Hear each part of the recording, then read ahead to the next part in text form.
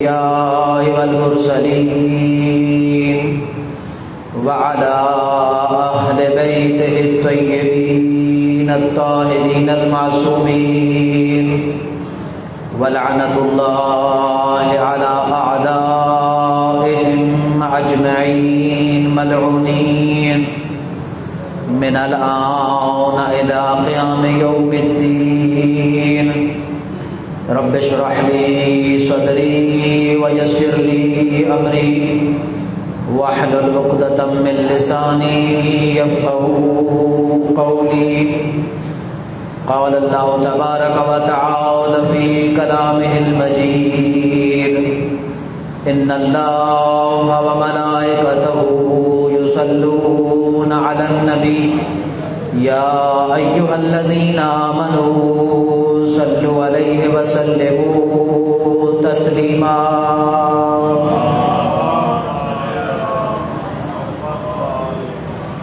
برائے خوشنودی امام زمان علیہ السلام ایک مرتبہ پھر صلوات.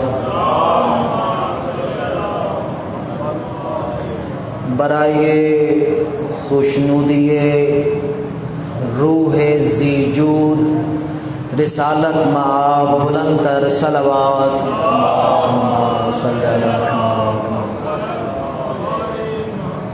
ان ایام میں پیدا ہونے والی شخصیات کی عظمت اور روح پر نور کی بلندی کے لیے ایک مرتبہ پھر صلوات.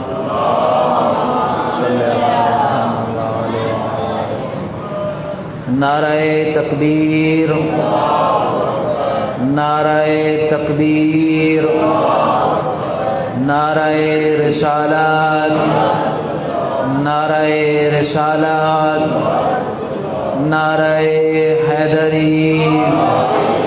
جشن آمد سرکار، جشن آمد سرکار، جشن آمد سرکار بر محمد و آل محمد بلندتر صلوات.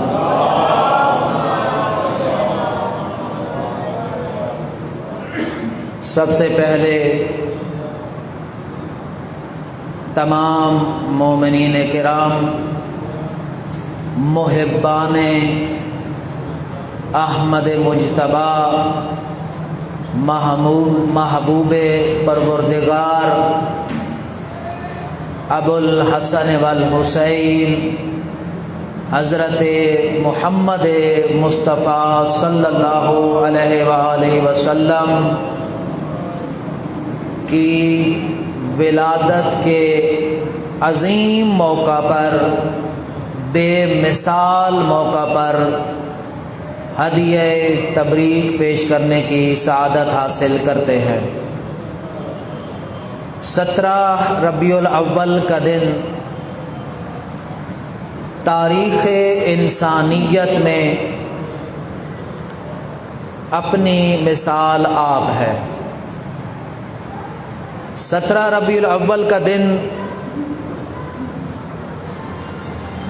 نہ صرف اس حوالے سے اہمیت کا حامل ہے کہ اس میں پیدا ہونے والی شخصیت اللہ کی محبوب ترین شخصیت ہے، بلکہ آنے والی شخصیت وہ بھی ہے جو اللہ کے محبوب کی بھی محبوب شخصیت ہے. اس دن میں ایک صادق نہیں بلکہ 2 صادقین کی آمد ہوئی ہے. آپ پڑھتے ہیں جشن صادقین. صادقین کا مطلب ہے 2 صادق. ایک وہ صادق جس نے اپنا صدق، جس نے اپنی صداقت، جس نے اپنی سچائی مکہ اور مدینہ کے کفار و مشرکین سے منوائی، اور ایک وہ صادق ہے جس نے اپنی صداقت مسلمانوں سے منوائی ہے. اس لیے ہم کہتے ہیں کہ جشن صادقین دو سچوں کے جشن کا دن. پہلا صادق وہ صادق تھا کہ جس کو بزبان جبرائیل امین اللہ نے صادق کہا. دوسرا صادق وہ ہے کہ جس کو اللہ کے محبوب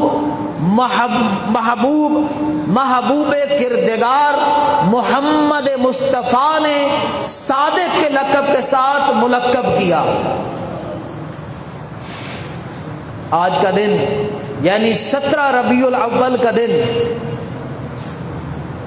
اس حوالے سے بھی اہمیت کا دن ہے کہ اس دن میں آنے والی وہ شخصیت ہے جو صرف ولی نہیں ہے، جو صرف نبی نہیں ہے، جو صرف رسول نہیں ہے، بلکہ وہ نبیوں کا بھی سردار ہے اور وہ اللہ کے اولو العزم رسولوں کا بھی سردار ہے.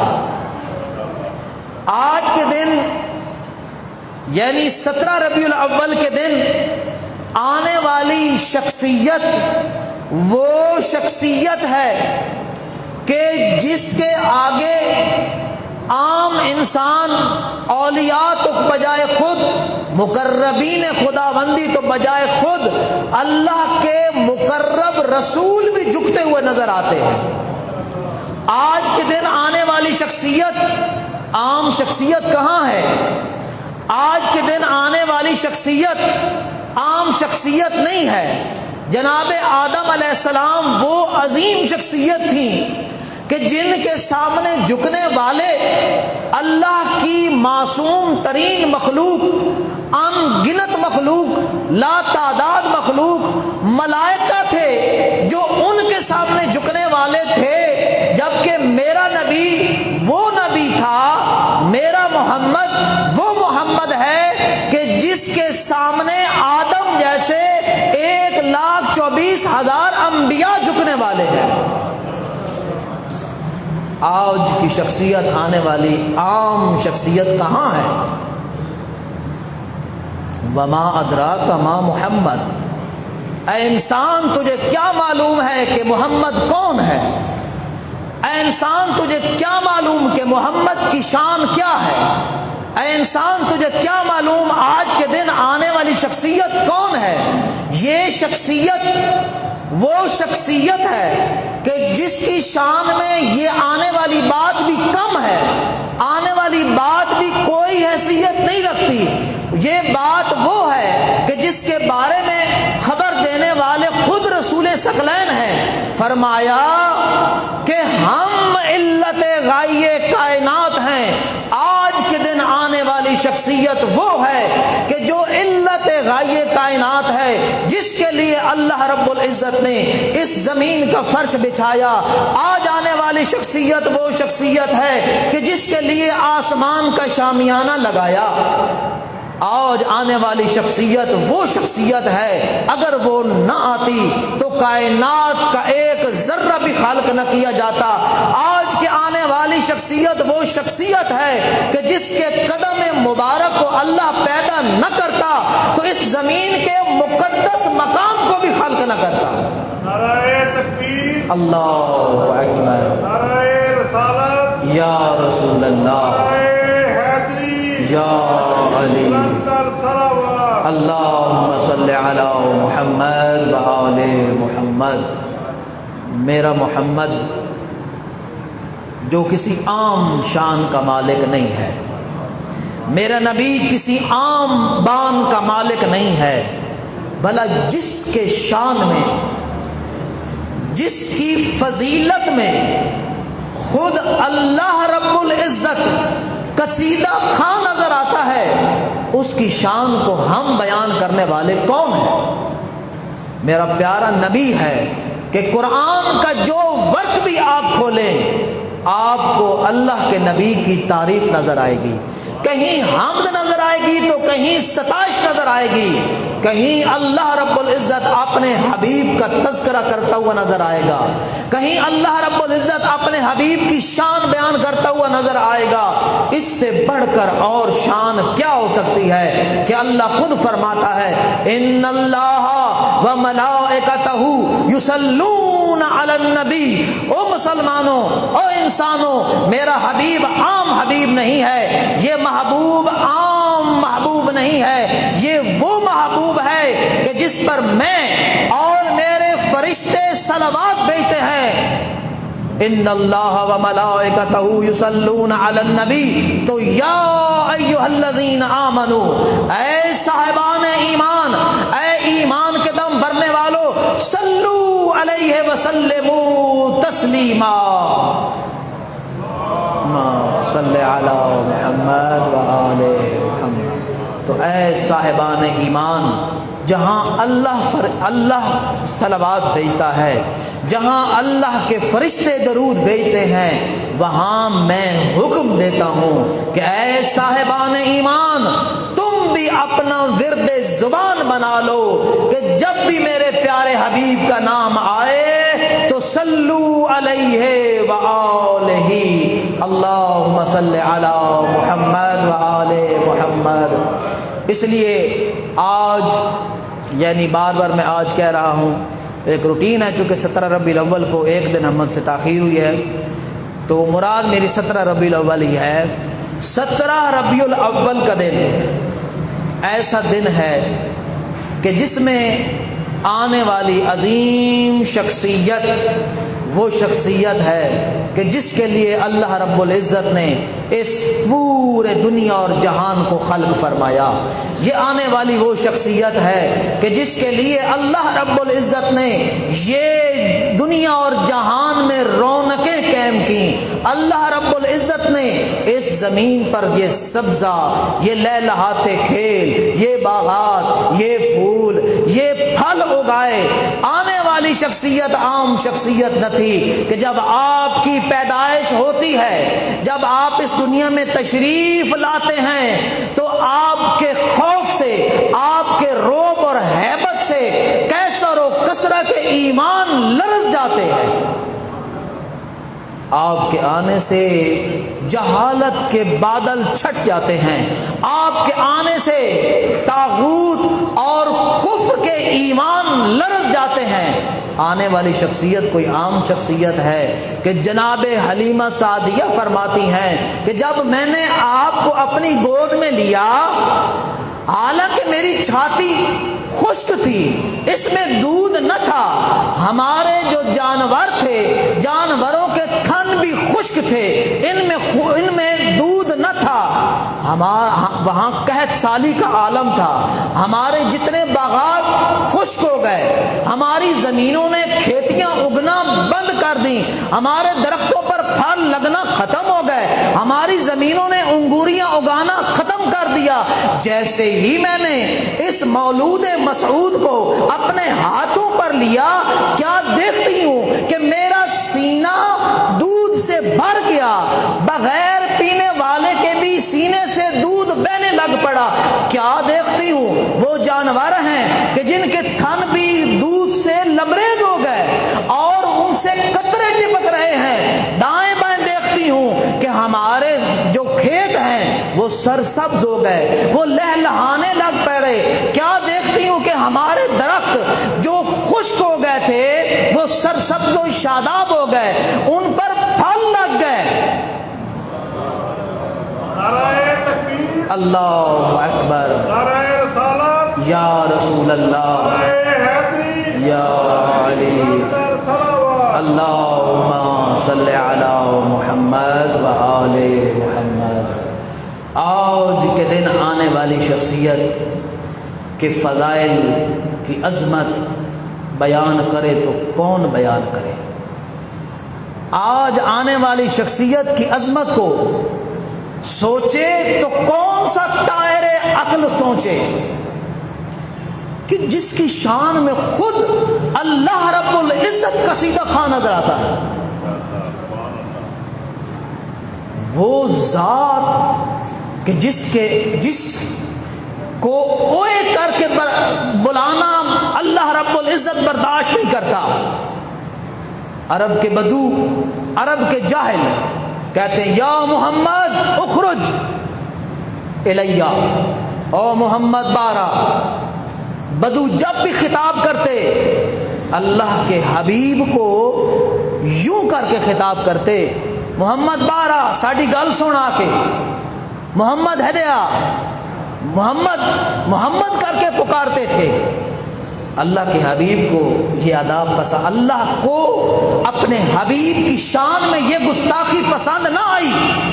فوراً ڈانٹا اور ڈپٹا، خبردار آج کے بعد تم نے میرے حبیب کو نام لے کر پکارا، کہو یا رسول اللہ، کہو یا حبیب اللہ، کہو یا نبی اللہ، او اللہ کے حبیب، یا سید المرسلین، یا سید الانبیاء، آئیں تشریف لائیں، ہم گناہگاروں کی بات سنیں.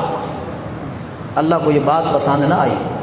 کچھ لوگ آتے تھے محفل میں رسول خدا تشریف فرمائیں، کان میں خسر پسر کرتے. اب یہ شان محفل کے خلاف ہے، نہ صرف شان محفل کے خلاف ہے بلکہ کسی بھی شخصیت کی شان کے خلاف ہے. دو بندے بیٹھے ہوں، ایک آتا ہے کان میں خسر پسر کرتا ہے، اللہ رب العزت کو یہ ادا بھی پسند نہ آئی اور ڈانٹ کر کہا خبردار یہ طریقہ اختیار کیا، اگر کوئی یہ چاہتا ہے کہ میرے حبیب کے کان میں بات کرے، پہلے صدقہ دے، اس کے بعد میرے حبیب کے کان میں بات کرے. تاریخ شاہد ہے علی ابن ابی طالب کے علاوہ کسی نے بھی صدقہ دے کر بات نہ کی. اس نبی کی کیا شان بیان کی جائے کہ جس کو ملاقات کے لیے اللہ رب العزت خود معراج عطا فرماتا ہے، خود آسمانوں پر بلاتا ہے اور فرماتا ہے سبحان الذی اسری بعبدہ لیلا من المسجد. پاک ہے وہ ذات کہ جو اپنے محبوب کو ملاقات کے لیے اپنے پاس آسمانوں پر دعوت دیتا ہے. بھلا تاریخ انبیاء دیکھیں، تاریخ رسل دیکھ لیں، ایک نبی، ایک رسول، ایک مقرب الہی آپ کو نہیں ملے گا.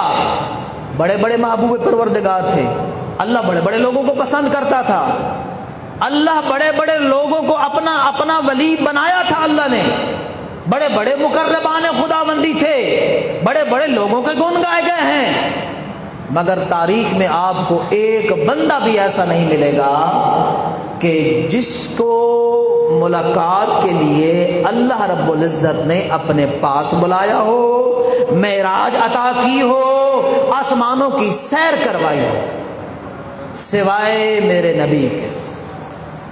ہمارے نبی کے علاوہ کوئی ذات ایسی نہیں ہے کہ جس کو اللہ رب العزت نے اپنے پاس بلایا ہو. اس بات کی دلیل ہے کہ میرے پاک نبی کے علاوہ، میرے پاک نبی سے بڑھ کر کوئی شخصیت نہ تھی کہ جو اللہ کو پسند ہو. اگر پسند ہوتی یعنی ان سے بڑھ کر ہوتی تو اس کو بھی یہ اعزاز عطا کیا جاتا. میں اس نبی کی شان کیسے بیان کروں؟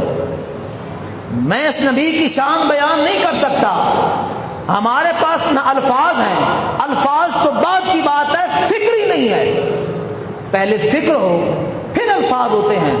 الفاظ افکار کی عکاسی کرتے ہیں، الفاظ ما فی الضمیر کو بیان کرتے ہیں، الفاظ انسان کے باطن کو بیان کرتے ہیں، الفاظ انسان کی فہم کو بیان کرتے ہیں. جب فہم ہی نہ ہو، جب سمجھ ہی نہ ہو، جب شعور ہی نہ ہو تو الفاظ کے ساتھ ادائیگی کیسے ہو سکتی ہے؟ جب ہمارا عقل کا یہ طائر نبی صلی اللہ علیہ وآلہ وسلم کی شان تک پرواز مار سکتا ہی نہیں، کیسے ممکن ہے ہم الفاظ سے اس کی شان کو بیان کر سکے؟ ہاں ہم آثار سے ہم اس کے آثار سے، جس طرح ہم اللہ کے آثار کے ذریعے، اللہ کی نعمتوں کے ذریعے، اللہ کے احسانات کے ذریعے، اللہ کی رحمتوں کے ذریعے، اللہ کے حسن و جمال کے ذریعے اللہ کی تعریف کرتے ہیں، اسی طرح کچھ آثار ہیں جو محمد عربی کی عظمت پر دلیل بنتے ہیں۔ تو میں اس نبی کی کیسے تعریف کروں کہ جس کا ولی ہے سید الاولیاء، اور جس کی بیٹی ہے سیدۃ النساء العالمین ہے، اور جس کے بیٹے ہیں تو سیدہ شباب اہل الجنہ۔ نعرہ تکبیر، اللہ اکبر، نعرہ رسالت، یا رسول اللہ، نعرہ حیدری، یا نعرہ صلوات۔ اللہم صلی علی محمد و آل محمد۔ جس کے ولی کی شان یہ ہے اس جیسا ولی کوئی نہیں، جس کے ولی کی شان یہ ہے اس کا تقابل انبیاء کے ساتھ نہیں، جس کے ولی کی شان یہ ہے وہ تمام اولیاء خداوندی سے افضل و اعلیٰ ہے۔ کیوں؟ چونکہ وہ نفس نبی ہے، وہ نفس نبی ہے۔ نفس نبی کا مطلب ایک ہونا، دو شخصیات کا ایک ہونا، ایک جیسا ہونا، ایک جیسا ہونا۔ تو جس جیسا وہ ہے، جو شان اس کی ہے وہی شان اس کی ہے۔ اس لیے تو میں کہہ رہا ہوں کہ میرا ولی، میرا علی ہر ولی سے ہے علی، جتنے بھی اولیاء ہیں تمام اولیاء سے بلند ہے۔ کیوں؟ جس کا یہ نفس ہے وہ تمام سے افضل ہے، نفس نبی ہے، نفس نبی ہے، نبی افضل ہے، علی افضل ہے کوئی اس میں دوسری بات؟ علی عین نبی ہے، علی نفس نبی ہے، نبی افضل النبی ہے، نبی افضل الانبیاء ہے، نبی افضل الرسل ہے۔ تو علی بھی ہوا کہ نہ ہوا افضل الانبیاء والرسل، جس کی بیٹی تمام عالمین کی خواتین کی سردار ہے، چہ مریم، چہ حوا، چہ آسیہ، کائنات کی کوئی خاتون نہیں ہے جو میرے نبی کی بیٹی سے افضل ہے۔ میرے نبی کی بیٹی وہ شان کی مالک ہے کہ جس کو تمام زمانوں کی خواتین کی سرداری عطا کی گئی ہے۔ میرے نبی کی کیا شان ہے کہ جس کے بیٹے خواہ یہ چھوٹے مانو یا بڑے مانو جنت کے جوانوں کے سردار نظر آتے ہیں، جس کے ولی، جس کے وسیع کی صرف تلوار کی ایک ضربت افضل من عبادت الثقلین۔ میں نے تو صرف میں علی کی بات کر رہا ہوں، تم علی کو نہیں مانتے، نبیوں کا سلطان بس یہ کہہ رہا ہے کہ میرا وسیع وہ وسیع ہے کہ جس کی تلوار کی ایک ضربت ثقلین کی عبادت سے افضل ہے۔ ثقلین کا مطلب کیا ہے؟ تمام جن، تمام انس، انس و جان، دنیا کے تمام انسان، دنیا کے تمام جن۔ یہ حدیث جہاں لکھی ہے، یہ حدیث جہاں وارد ہے، یہ حدیث سنی ذخیرہ میں بھی ہے، یہ حدیث شیعہ ذخیرہ میں بھی ہے، شیعوں کے پاس بھی مل جائے گی یہ حدیث کہ ضربت علی یوم الخندق افضل من عبادت الثقلین۔ یہ حدیث شیعہ ذخیرہ میں بھی ہے، سنی ذخیرہ میں بھی ہے۔ کہیں تو مجھے دکھا دیں وہاں نبیوں کے سلطان نے جب یہ فرمایا کہ علی کے تلوار کی ایک ضرب تمام جنوں انس کی عبادت سے افضل ہے، وہاں ساتھ یہ بھی فرمایا ہو کہ سوائے فلاں فلاں فلاں کے، سوائے فلاں فلاں تو چھوڑیں، حتیٰ کسی نبی اور رسول کا نام بھی ذکر کیا ہو۔ کیا فرمایا ہے کہ تمام جن اور انس کی عبادت سے افضل ہے۔ اب بتائیں مجھے ذرا یہ انسانوں کا دائرہ کہاں سے شروع ہوتا ہے اور کہاں پہ جا کر ختم ہوتا ہے؟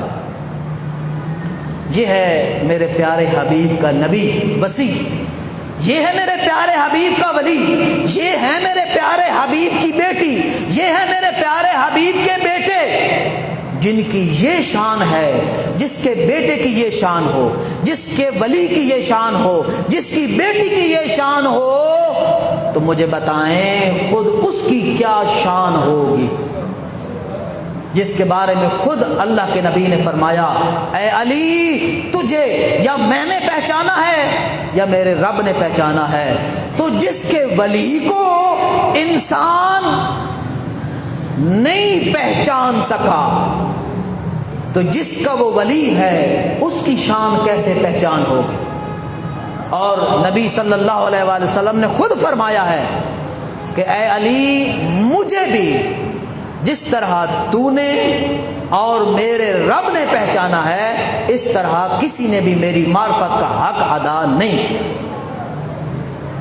اس لیے تو کہنے والے نے بس یہی کہہ دیا بلغ العلا بکمالہ کشفت دجا بجمالہ حسنت جمیع خصالہ صلو علیہ وآلہ۔ بر محمد و آل محمد بلند تر صلوات۔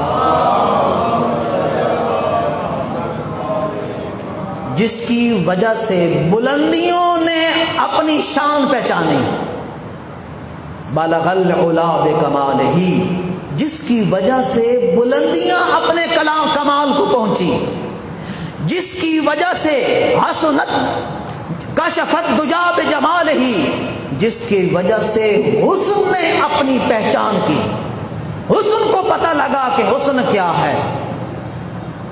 پھر شاعر کے بعد جب الفاظ ختم ہوئے تو کہہ دیا حسنت جمیع خصالہ، او دی جڑی ادا ہے وہ کمال دی ادا ہے، اس کی جو شان ہے وہ کمال کی شان ہے، اس کی جو آن ہے وہ کمال کی آن ہے۔ صلو علیہ وآلہ۔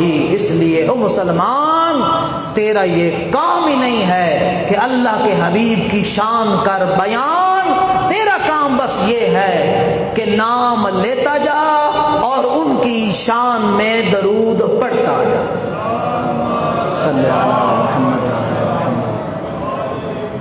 کسی نے پھر کہا یا صاحب الجمال یا سید البشر، یا صاحب الجمال یا سید البشر، قد بے وجہ کل منیر قد نور القمر، آپ کے چہرے کے نور کی وجہ سے اللہ نے چاند کو روشن کر دیا۔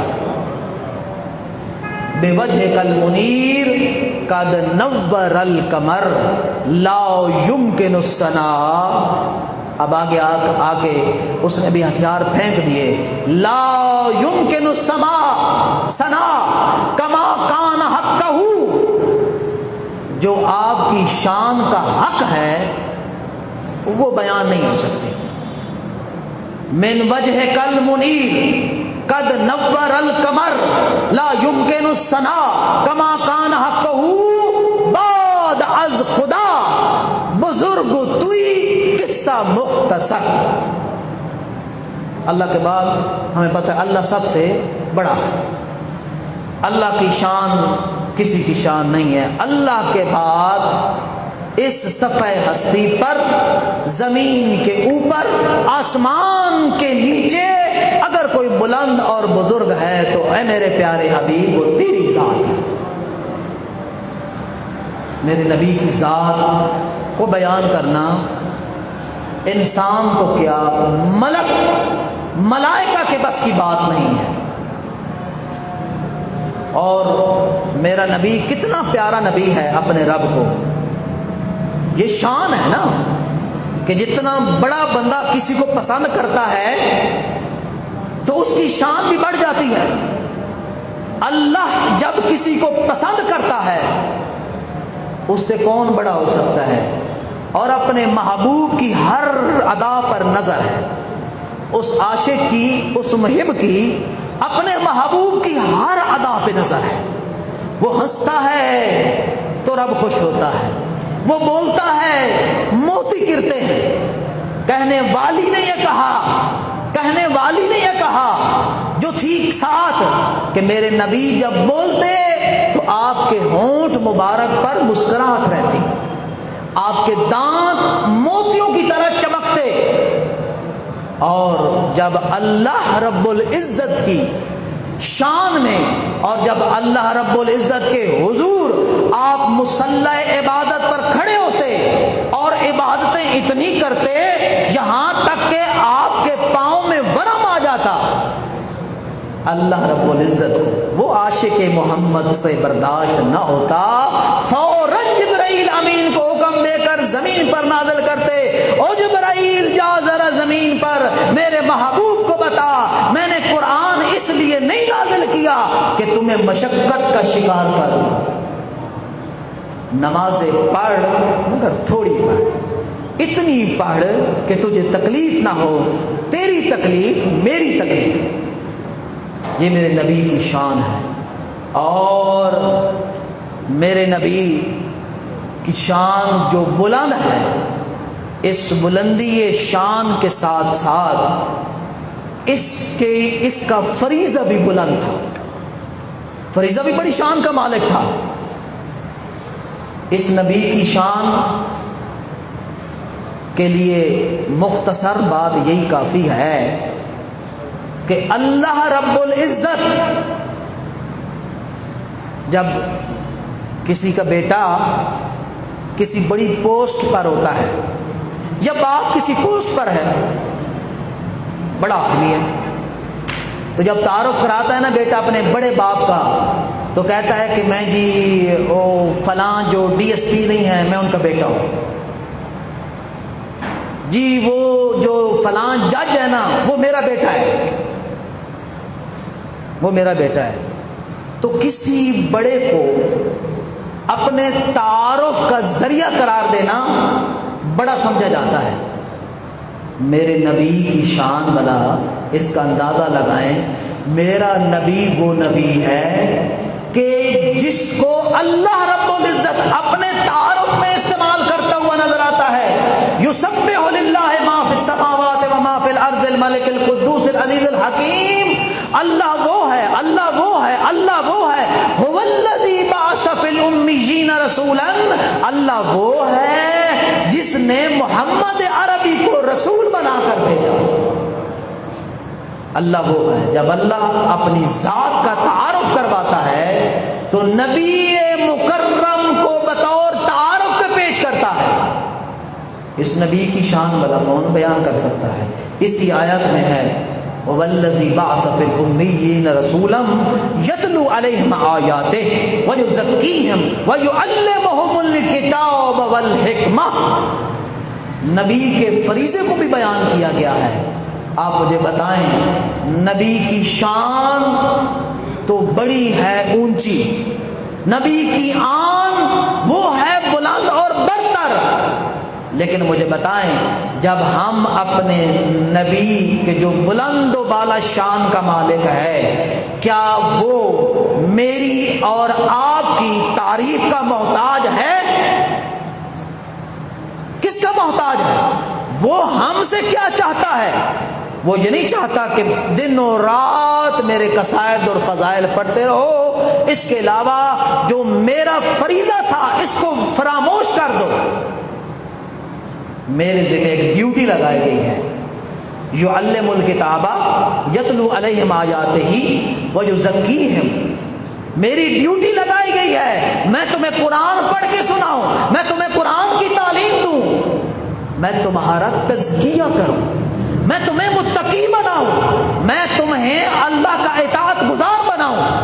یہ تھا فریضہ میرے نبی کا۔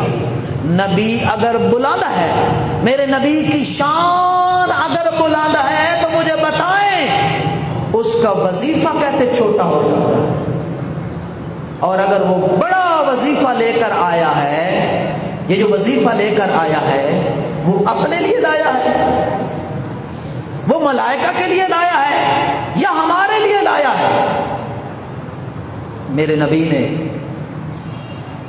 جب آپ اس دنیا میں تشریف لائے، ظاہری تبدیلیاں جو میں نے گزارش کی ظاہری تبدیلیاں بھی رونما ہوئیں اور باطنی تبدیلیاں بھی رونما ہوئیں۔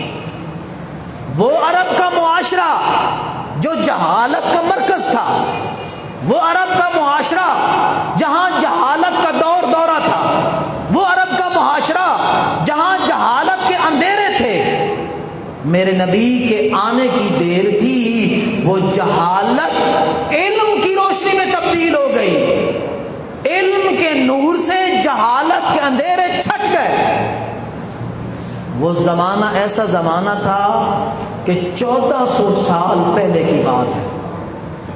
اے آج انقلاب کا دعویٰ کرنے والوں، اے آج حقوق نسواں کی بات کرنے والوں، اے آج ہیومن رائٹس کی تنظیمیں بنانے والوں اور انسانیت کے حقوق کو پس پش ڈالنے والوں، آج انسانی حقوق کے نام پر تو بڑی تنظیمیں بن گئی ہیں، ملکی سطح پر ہو یا عالمی سطح پر ہو، یہ تنظیمیں سب کچھ کر رہی ہیں، یہ تنظیمیں سب کچھ کر رہی ہوں گی، نہیں کر رہی تو انسانی حقوق کے لیے کام نہیں کر رہی۔ آج تم 1400 سال بعد انقلاب لانا چاہتے ہو، آج تم 1400 سال بعد انسانیت کے حقوق کی بات کرتے ہو۔ آؤ ذرا میرے نبی کی سیرت کا مطالعہ کرو، وہ 1400 سال پہلے انقلاب لا چکا ہے، وہ 1400 سال پہلے انسان کے حقوق پر بات نہیں کر چکا بلکہ انسانی حقوق کو نافذ کر چکا ہے۔ آج 1400 سال بعد عورت کے حقوق کی باتیں ہو رہی ہیں نا، آج تو عورت اس پستگی میں ہے ہی نہیں جس پستگی میں اس وقت تھی، اور جس پستگی سے نکالا میرے نبی نے، آج اسی پستگی سے نکالنے کے نام پر اسی پستگی میں ڈالا جا رہا ہے۔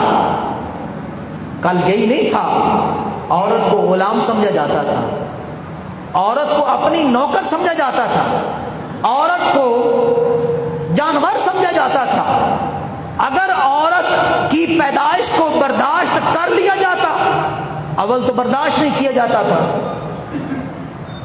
جس کے گھر میں عورت پیدا ہوتی، بچی پیدا ہوتی، مرد منہ چھپایا پھرتا کہ مجھے بتانا پڑے گا میرے گھر بچی پیدا ہوئی ہے۔ مرد نے اپنے لیے باعث ننگو آر سمجھ لیا تھا، اور اگر اس کا بس لگے زندہ بچی کو درگور کر دیتے تھے، زندہ بچی کو دفن کر دیتے تھے، اور اگر کوئی بچ جاتی تو حیوانوں سے بھی بدتر اس کے ساتھ سلوک کیا جاتا، اور کہتے کہ یہ جو عورت پیدا ہوئی ہے یہ ہماری خدمت کے لیے پیدا ہوئی ہے۔ عجیب تصور تھا، یہ تھا عورت کے متعلق خیال۔ اور انسان مرد اگر وہ غریب تھا تو بڑے لوگوں کی غلامی کر کر کے اس نے اپنی انسانیت کو اپنے پیروں کے نیچے رونق ڈالا تھا، اور اگر وہ تھا ہی غلام تو انسان شمار ہی نہ ہوتا تھا، غلام کو تو سمجھا ہی گدھا اور خچر جاتا تھا۔ چھوٹے لوگوں کی کوئی اہمیت نہ تھی، غریبوں کی کوئی عزت نہ تھی، غلاموں کو تو سمجھا ہی حیوان جاتا تھا۔ خواتین خواہ ماں کی صورت میں ہو کوئی عزت نہ تھی، خواتین خاتون خواہ بہن کی صورت میں ہو تو کوئی عزت نہ تھی، بیٹی کی صورت میں تھی تو کوئی عزت نہ تھی، اول تو زندہ درگور کر دی جاتی تھی۔ آؤ گیا میرا نبی، جوں ہی مشرق سے میرے نبی کا سورج طلوع ہوا، جو رحمت للعالمین کے مقام پر فائز تھا، جیسے ہی رحمت کا سورج طلوع ہوا پوری دنیا رحمت کے ساتھ لبریز ہو گئی۔ آئے تو عورت کو عزت ملی، آئے تو عورت کو مقام ملا، آئے تو انسان کو انسان سمجھا جانے لگا، آئے تو انسان کو اپنی ویلیو اور قدر کا اندازہ ہوا۔ یہ میرا پیارا نبی ہی تھا کہ عرب کا وہ معاشرہ جس میں عورت کے ذکر کو باعث ننگ و عار سمجھا جاتا تھا، میرے نبی نے عورت کو مقام دیا۔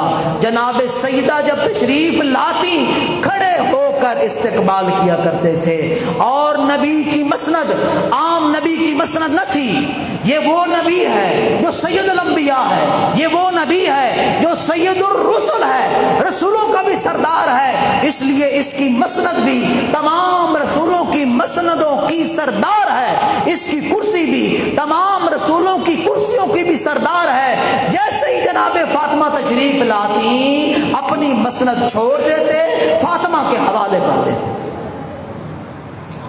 نبی نے بیٹی کی شان بتائی، نبی نے لوگوں کو ماں کا مقام بتایا، میرے پیارے نبی نے اپنی بیٹی کا مقام بتایا، میرے پیارے نبی نے بہنوں کا مقام بتایا، ازواج کی عزت کرنا سکھایا۔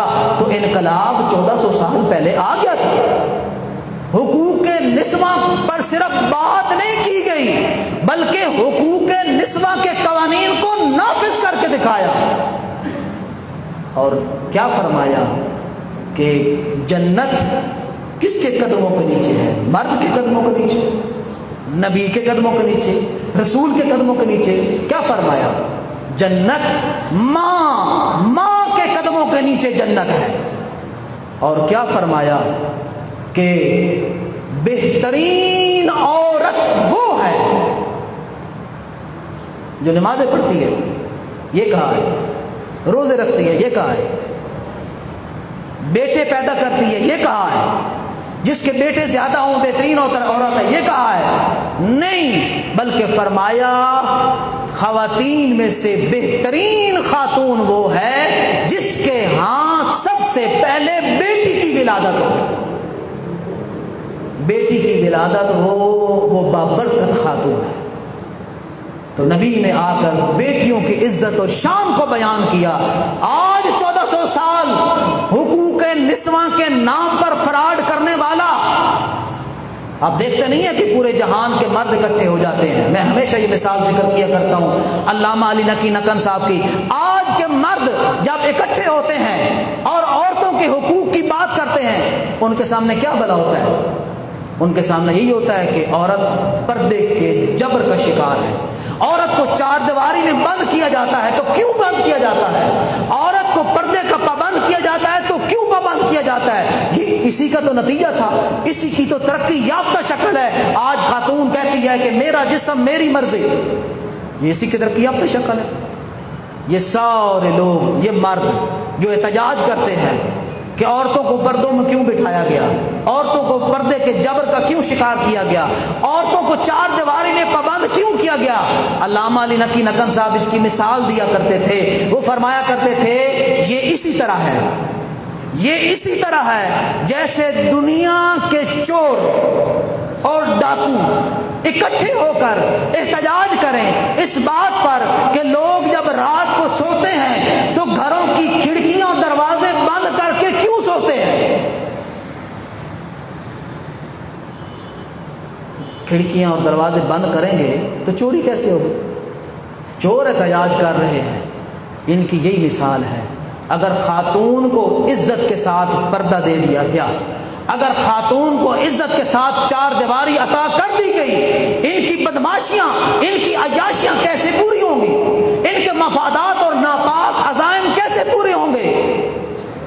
اسی طرح ہوں گے۔ آج جو عورت ہاتھ کا کھلونا بنی ہوئی ہے، کل پرانا دور تھا، وہ پرانے انداز سے عورت کو استعمال کرتے تھے، آج یہ جدید انداز سے عورت کو کھلونا بنانا چاہتے ہیں۔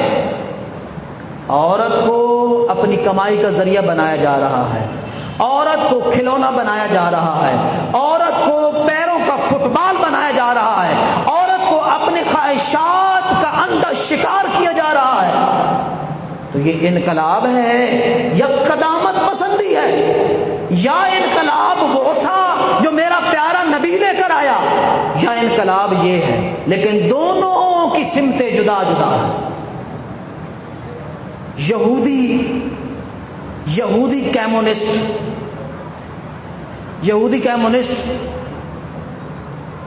جس نے شاید 1920 میں لاہور میں کسی مقام پر تقریر کی تھی، اور اس نے رسالت مآب کی ولادت کے موقع پر تقریر کی تھی، اس نے کہا ہے کہ میں نے تاریخ انسانیت کو کھنگالا ہے. تاریخ انسانیت میں بڑے بڑے انقلاب آئے ہیں, بڑی بڑی تبدیلیاں آئی ہیں, مگر جو انقلاب محمد صلی اللہ علیہ وآلہ وسلم نے عطا کیا, تاریخ میں اس کی ایک مثال بھی نہیں ملتی. کیوں بلا؟ اس نے کہا ہے کہ جب جو بھی انقلاب آتا ہے, کچھ لوگوں کے حصے میں تباہیاں اور بربادیاں آتی ہیں, اور کچھ لوگوں کے حصے میں بادشاہیاں اور حکومتیں آ جاتی ہیں. کچھ لوگ بادشاہ بن جاتے ہیں, کچھ لوگ برباد ہو جاتے ہیں. لیکن محمد عربی کا انقلاب وہ واحد انقلاب تھا کہ جس کے آنے کے بعد نہ صرف یہ کہ کسی کا نقصان نہیں ہوا, بلکہ جدید تہذیب, جدید ثقافت ملی, علم کی روشنی عام ہوئی اور جہالت کے بادل چھٹ گئے. اور میرے نبی کی شان میں ڈاکٹر مائیکل ہارٹ, اس نے ایک کتاب لکھی دی 100 شخصیات پر اس نے کتاب لکھی, اور اس نے یعنی 100 شخصیات کہ جنہوں نے تاریخ کی کایا پلٹی, جنہوں نے لوگوں کو لیڈ کیا اور لوگوں کو ایک جدید زندگی کا رخ عطا کیا, لوگوں میں تبدیلی پیدا کی. 100 لوگوں کا تذکرہ کیا. وہ مائیکل جو عیسائی ہے, جناب عیسیٰ کو نبی مانتا ہے, اس نے پہلی شخصیت محمد عربی کو قرار دیا, اور اس نے کہا کہ ٹھیک ہے میں عیسائی ہوں, جناب عیسیٰ کو نبی مانتا ہوں, محمد عربی کو نبی نہیں مانتا, نعوذ باللہ. اس نے کہہ دیا. لیکن آخر اس کی وجہ کیا ہے؟ اس نے کہا میں نے جس شخصیت کو بھی دیکھا, یہ اس کا عقیدہ ہے, میں نے جس شخصیت کو بھی دیکھا کہیں نہ کہیں جھول نظر آئی, کہیں نہ کہیں کمزوری نظر آئی, کہیں نہ کہیں خلا نظر آیا. لیکن جب میں نے محمد عربی کو دیکھا, ان کی شان کو دیکھا, ان کی شخصیت کو پڑھا, تو یہ تمام لحاظ سے ہر فن مولا نظر آیا. زندگی کا کوئی پہلو نہ تھا کہ جس میں ان کی شان میں کوئی کمی ہو. میں نے جب دیکھا علم کو, میں نے جب دیکھا ان کے عمل کو, میں نے جب دیکھا ان کی روحانیت کو, تو یہ علم, عمل اور روحانیت کے شہنشاہ نظر آئے. اور میں نے جب ان کی سیاست کو دیکھا, میں نے جب ان کی دنیاوی زندگی کو دیکھا, تو یہ سیاست کے بھی بادشاہ نظر آئے. اس لیے آنے والی شخصیت عام شخصیت نہ تھی.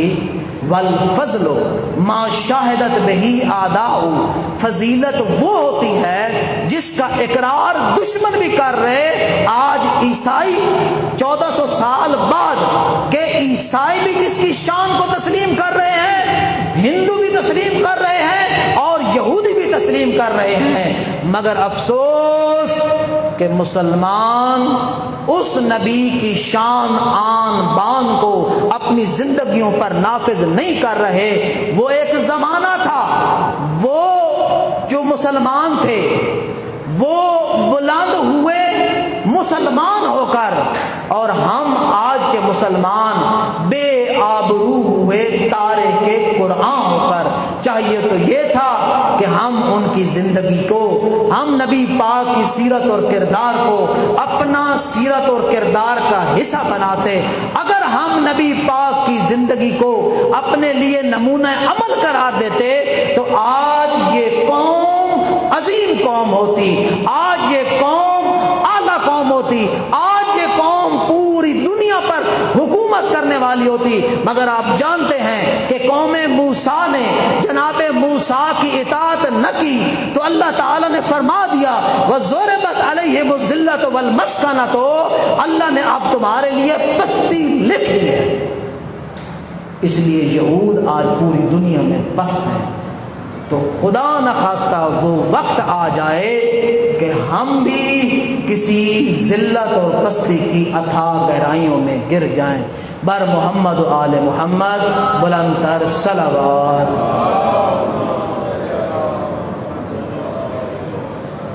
آج آنے والی دوسری اہم شخصیت چند جملے ان کی شان میں بھی بیان کر دوں۔ آج 17 ربیع الاول 83 ہجری ہے۔ 83 ہجری میں وہ صادق بھی آیا جس کو اس صادق نے کہا جس کو کفار اور مشرکین نے صادق و امین کہا۔ میں اس گھرانے کی شان بیان کروں تو کیسے بیان کروں؟ ان کی شان کے لیے اتنا کافی ہے کہ جب اسلام نہ تھا تو پہلا صادق اسلام لے آیا۔ جب اسلام نہ تھا تو پہلے صادق نے اسلام عطا کیا، اور جب 83 84 85 ہجری میں اسلام مٹنے والا تھا تو اسلام کو بچانے والے دوسرے صادق کا نام ہے جعفر ابن محمد باقر۔ صلی اللہ علیہ محمد وعلی محمد۔